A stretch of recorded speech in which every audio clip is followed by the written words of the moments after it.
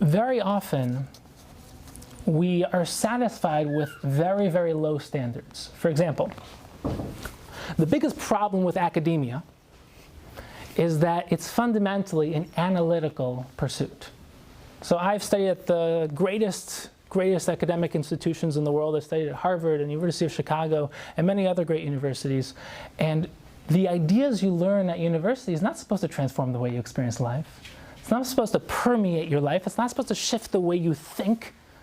It's you analyze. The ideas are separate from you. And very often, Torah can become an academic pursuit, where you're mekayim the mitzvah of Talmud Torah. Right? You have a morning seder, an afternoon seder. You listen to a shir while you're cooking, while you're driving, while you listen while you're walking, while you're exercising, and you are mekayim the mitzvah of Talmud Torah. Because you listened to a shir, you learned a sugya, you went through Daf Yomi, and that is great, but that is not Talmud Torah. That's the academic form of Talmud Torah.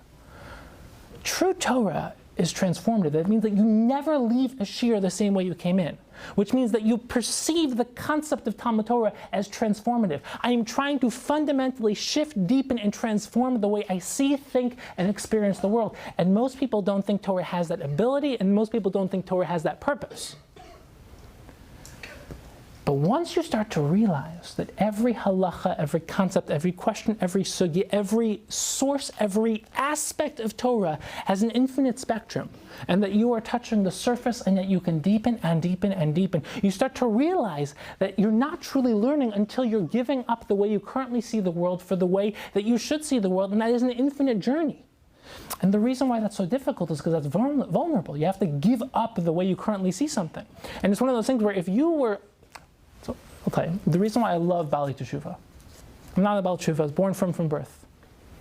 The reason why I love Bali Teshuvah, I love them, it's because they are always learning, they're always expanding, they're always pushing, they're always redefining the way they see things because they know that they don't know. It's powerful. We think we know, so we don't learn. Learning is not quantitative.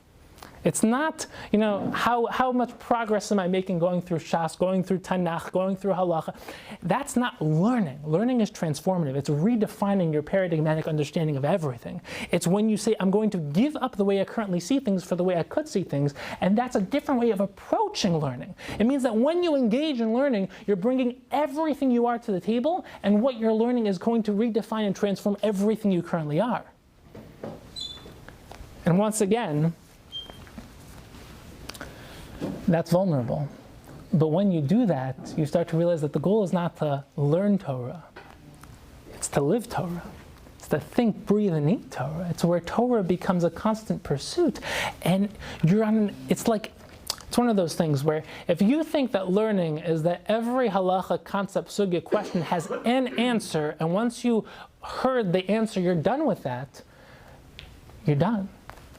But if you realize that the Vilna Gaon is learning the same Rashi that you learned when you were 5. And trust me, there's something more that he's learning than you're learning when you're 5, which means that you can learn more when you're 6 and 7 and 8, and that you're never set. You're never done. And it's an endless expansion. It's one of those things where if you realize the depth that Torah has, it's one of those things where one of the most important concepts of this Sefer is the concept of oneness. Interconnectivity, synergy, synthesis. A lot of people, they approach Torah where there's Tanakh, then there's Mishnah, then there's Gemara, then there's Midrashim, then there's Rishonim and Achronim and Peskei Halacha, then there's Musar and Machshava and Hashkafa. And these are all just separate categories, different things of Torah. When you start to realize the oneness of Torah, that everything is interconnected, everything, and that you open up, every sugya starts with sourcing in the Torah, you find the Torah source. And then the Mishnah is the potent expression of Torah Shebiksav, the Gemara opens that up. And Rishonim open up Torah Shebal Peh. And then Machshava is the underlying purpose behind every aspect of halacha, behind every aspect of Torah. And halacha is living Torah. And Musar is the constant work and self-development of how to live Torah. And Hashkafa is building a lifestyle of Torah. And that all of life and all of Torah is an interconnected oneness. And for example, for those of you who have learned any sugya be'in in Shas, you learn a sugya, And in order to learn Sugya, you start to learn that Gemara. But to understand this Gemara, you have to understand the Gemara over there.